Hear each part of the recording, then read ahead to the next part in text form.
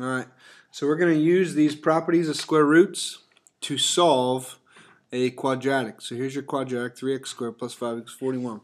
Let's get x by itself, right? That's one of our goals. In this case, if we brought 41 over, this is a case where we wouldn't try to factor it. Okay, so watch what happens. If you have no bx, you probably don't want to factor in many cases. So watch. We're going to minus 5, basically get x squared by itself. So we got 3x squared, this is gone, equals 36.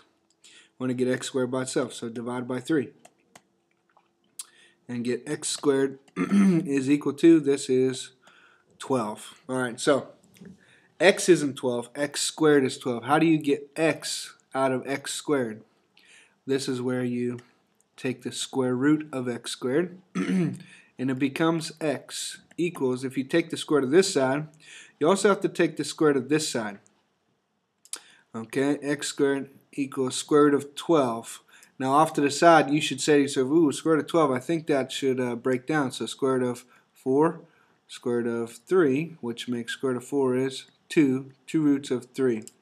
X equals 2 roots of 3, but that's not your best answer, not your final answer. You're half wrong. Now, let me show you why.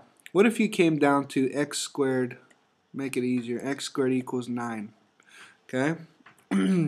What number could x be?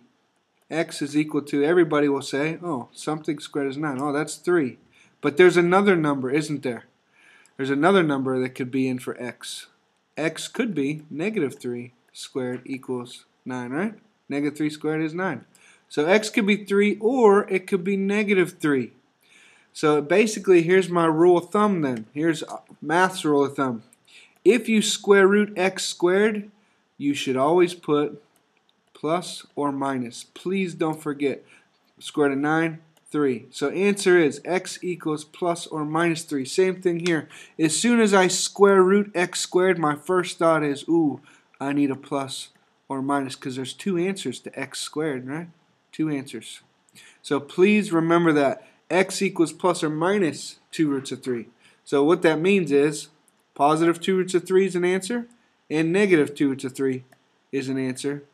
If you want to put that in brackets, that's a good answer as well. There you go.